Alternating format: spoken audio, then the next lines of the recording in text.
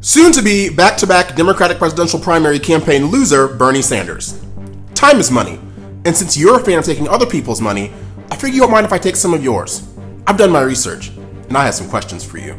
Since you were paying your own campaign staffers $13 an hour while proposing a $15 an hour minimum wage, is it safe to say that's one of those do as I say, not as I do things?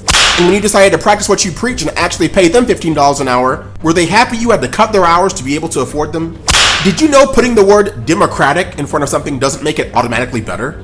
Would you like to know what it looks like when socialism backfires? Oh. It looks pretty much like that. I know you like using Canada as an example of universal healthcare and Medicare for all. But why don't I ever hear you talk about how ER wait times in Canada for your age group are on average 5 hours longer now than they were 5 years ago? As a senator from Vermont, whose state motto is freedom and unity, why are you so hell-bent on socialism, an oppressive system that leads to bondage and anarchy? You've been in politics for 38 years, so why are you blaming Trump for all the problems we have in our political space today, instead of blaming yourself for not fixing them for the last 4 decades when you had the chance? When you lost the 2016 Democratic primaries to Hillary Clinton after your Democrat buddies rigged it for her, did that hurt more or less than when you lost your race for class president at James Madison High School in the 50s? How does it feel to be endorsed by two of the dumbest Democratic congresswomen to ever walk the face of the earth? Do you understand why a lot of us aren't fans of you taxing us through the roof and taking our hard-earned money, when it took you yourself 40 years to earn your first steady paycheck, and a government paycheck at that? Do you support free college because you yourself didn't take it seriously and barely graduated with a 2.5 GPA? Feeling the burn yet? No? We'll get there. Did you hear that a report released by the Urban Institute last month found that your proposals for universal healthcare and Medicare for all would cost $34 trillion over the next 10 years? I don't know about you, but a price tag that high would give anyone a heart attack. Your official campaign website says, every American must have a safe, decent, accessible, and affordable home as a fundamental right. So since you own 3 houses, when can I move into one of your spare ones? It's my fundamental right, right?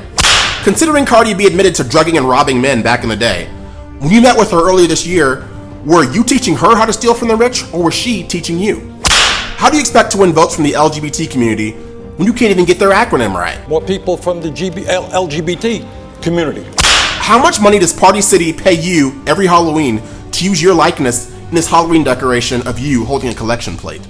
I was blown away when I saw how many people came out to your rally in Minnesota to show their support for your plan for higher taxes. Did you see them? There they are.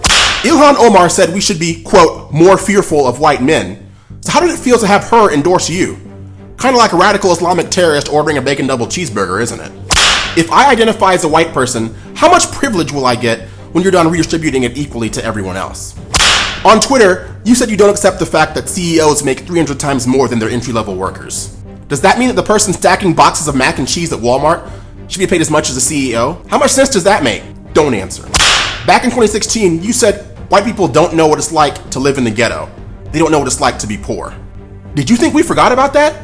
Because we didn't, and we won't. The American people will wait your response. The first revolution is when you change your mind about how you look at things and see that there might be another way to look at it that you have not been shown. The revolution will not be televised, and be no rerun, brothers and sisters. The revolution will be live.